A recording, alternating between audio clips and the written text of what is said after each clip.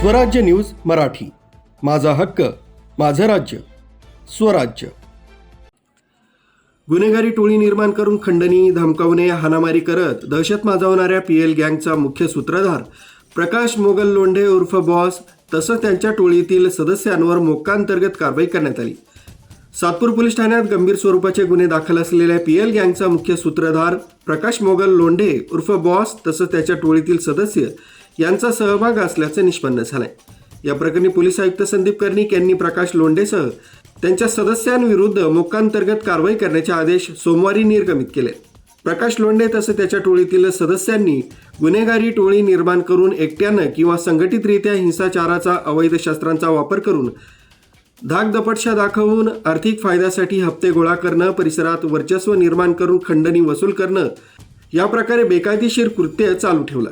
संशयितांनी नियोजनबद्ध कट रचून गुन्हे केल्याचं तपासात निष्पन्न झालंय। तसंच संशयित आरोपींनी संघटितरित्या गुन्हा केल्यानं पोलीस आयुक्त संदीप कर्णिक यांनी गुन्ह्याचं गांभीर्य ओळखून गुन्ह्यातील संशयित आरोपींविरुद्ध कठोर कारवाई करण्यासाठी वाढीव कलमे लावून मोक्का कायद्याअंतर्गत ठोस कारवाई करण्यात आली। पुढील तपास सहाय्यक पोलीस आयुक्त अंबड विभाग नाशिक शहर यांच्याकडे सोपवण्यात आलाय।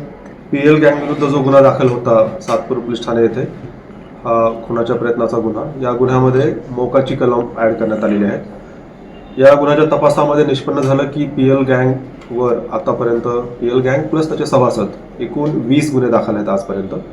आणि या 20 गुन्ह्यामध्ये खुनाचा प्रयत्न, खंडणी, दहशत पसरवणे, जमिनी बळकावणे असे विविध प्रकारचे गुन्हे दाखल आहेत। या गुन्ह्याला मोक्काचे कलम ॲड करून मोक्काअंतर्गत आता तपास सुरू करण्यात आलेला आहे।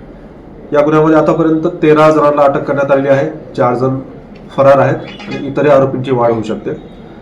यामध्ये सर्व आरोपींची प्रॉपर्टी, त्यांनी आतापर्यंत केलेल्या गुन्ह्यामध्ये बळकावलेली प्रॉपर्टी याचा देखील तपास होत आहे आणि कसोशीने तपासून सर्व आरोपीला अटक केली जाईल आणि स्ट्रॉंग चार्जशीट यामध्ये कोर्टामध्ये दाखल केलं जाईल।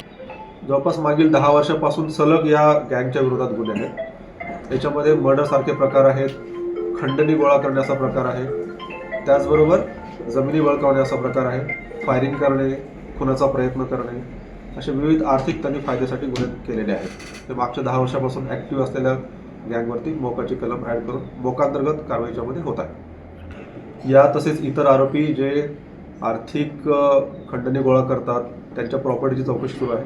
महानगरपालिकेच्या संपर्कात राहून त्यांच्या मालमत्तांवरती, घर, जागा जिथे त्यांनी अनधिकृत बांधकाम केले असतील अशा ठिकाणी महानगरपालिकेच्या समन्वयानं कारवाई सुरू आहे आणि यापुढे देखील कारवाई सुरू राहील।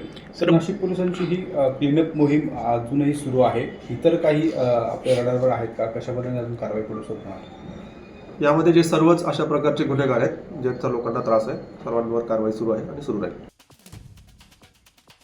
न्यूज ब्युरो, स्वराज्य न्यूज मराठी, नाशिक।